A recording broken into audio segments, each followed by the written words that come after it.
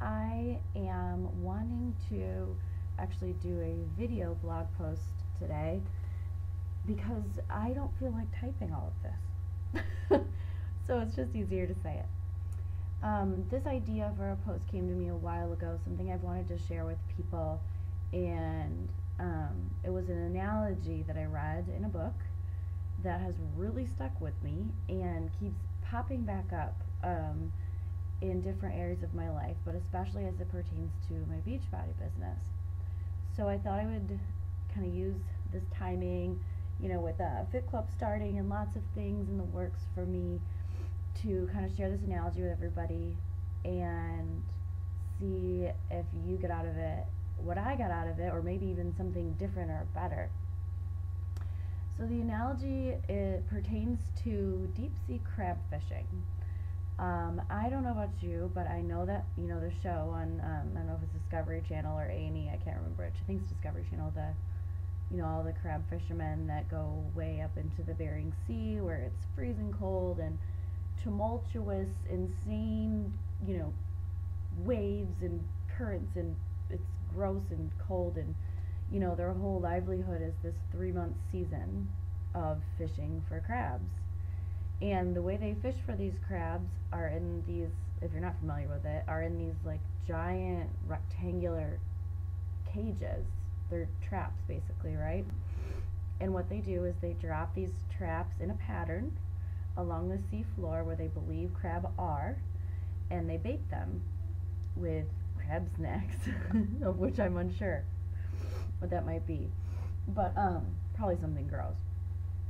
So that being said, imagine, for the purpose of this kind of analogy, that you are one of these crabs. Okay, you're living on the ocean floor with all of your buddies and your family, and everything is awesome. And then one day, your cousin's brother's sister's friend is like, "Hey everybody, there's a bunch of food over here. Let's all go over here," right? So that first crab goes into the trap and starts eating the food or the bait, whatever it is, and another crab will join, and another crab will join, and another crab will join, until literally there are so many that the trap is basically like overflowing, if there are enough crab, in that area. Of course, this is just for the purposes of the analogy.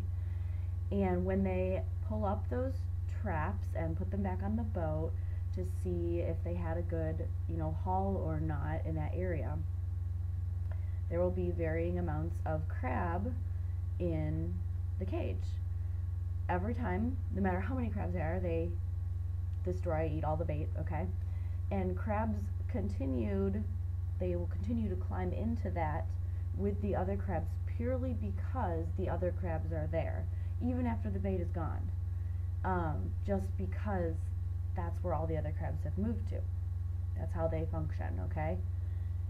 Interestingly enough, humans share a bit of a crab trait.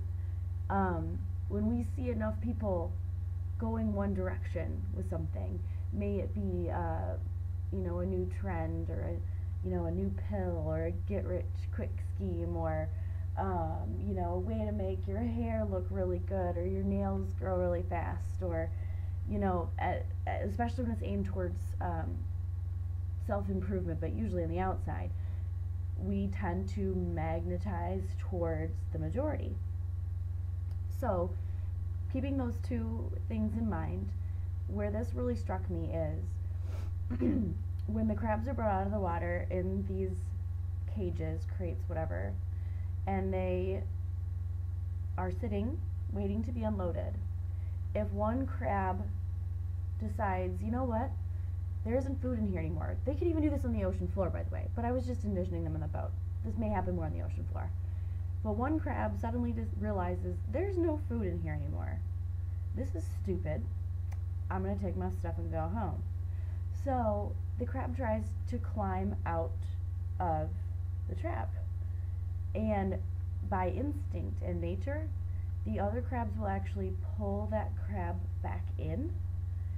And no matter how many times that crab struggles, he keeps getting pulled back in by the group. Okay? So the reason this struck me is I think a lot of us can relate to feeling like the crab that realizes I'm stuck here and I don't want to be here anymore. So you try to break free. You try to get out. You try to forge your own path, to live your life by design, to not be in the box all the time. And you'll find that even if it's not intentional, a lot of the time those around you are trying to pull you back down again and again and again. Some of these crabs are so relentless in their drive to get out of these traps that they'll literally like lose a claw. They'll hold on so tight that the other crabs will pull them off and their claw will stay. Now, I am no way advocating anyone chopping off their own arm for a goal, but needless to say, that's indicative of the level of commitment that it might require to continue to be the crab that wants to break free. So I just want you to think about that in your life, whatever you're facing. Everybody's goals are different. Everybody's paths are different. But I think all of us, in one way or another, can relate to either being the crab that wants to escape or wanting to be the crab that wants to escape. And if all you do is let all the other crabs that want to just stay in the comfy, easy place where everybody else is, if you let them bring you back down with them, then you're going to be food. Because you'll be in a trap and you're going to get thrown in a well and you're going to get sold and marketed in Alaska. Of course, not directly, but you get what I mean. And then there's no difference between you and the hundreds of other crabs in the sea. So I just wanted everybody to think about that.